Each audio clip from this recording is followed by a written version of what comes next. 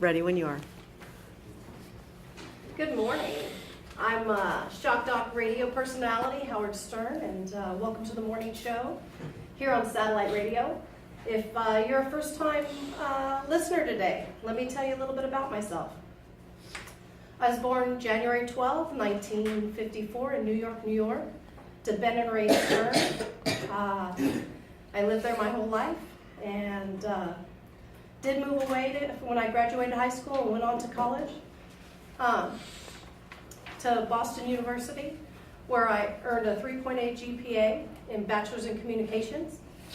And after that, I moved back to New York to work for WNBC, where there was a whole lot of rules and regulations. And you couldn't swear, couldn't talk about sex, can't say this, you can't say that, you can't tell jokes. Eventually, I was fired for inappropriate sexual innuendos. I moved on to the Howard Stern Show, and got to talk about my favorite topics, race and sex, and filmed private parts, and now I'm currently doing satellite radio free from the constraints of the FCC. This morning, I'm going to give you a little bit of what we're going to talk about. We're going to talk about some current affairs that are in the news. Especially that short little fucker over in North Korea thinks he's going to bomb the U.S. and he can't even launch a missile past 2 feet. I think Kim Jong-un and Hillary buy their pantsuits the same place. But really, we're also going to talk about my childhood. On a serious note, I grew up with 2 Jewish parents, and they did everything they could to embarrass me. When we'd have company over, my mom would yell up the stairs to me, "Howard, get down here and stop masturbating in the bathroom." I was traumatized. No wonder I needed therapy. You know, we're also going to talk about the business trip I just got back from. It was a great trip. Usually people are getting kicked off flights, not me. I just got back and I was sitting on the plane waiting for all the other passengers to board. And while I'm waiting, the smoking hot broad walks in, and she's walking my way. And much to my surprise, she sits next to me on the plane.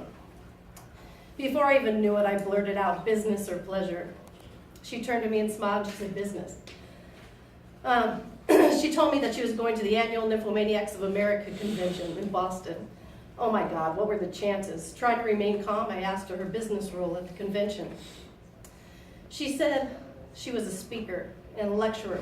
She used information she learned from personal experiences to debunk popular myths and about sexuality. I was intrigued, so I asked what kind of myths. And she explained that one myth was that African American men were the most well-endowed of all men, when in fact it was the Native American Indian who was the most likely to possess that trait. I was interested. She said another myth was French men were the best lovers, when actually it was Jewish men who were the best. And she also said that she discovered the lover with the absolute best stamina was the Southern redneck. Then suddenly she became quite uncomfortable, and she started to blush, and she looked at me and she apologized. She said, "I'm sorry, I shouldn't even be talking about this. I don't even know your name." I looked over at her and I said, Tonto Goldstein, but my friends call me Bubba. That's it. Yay!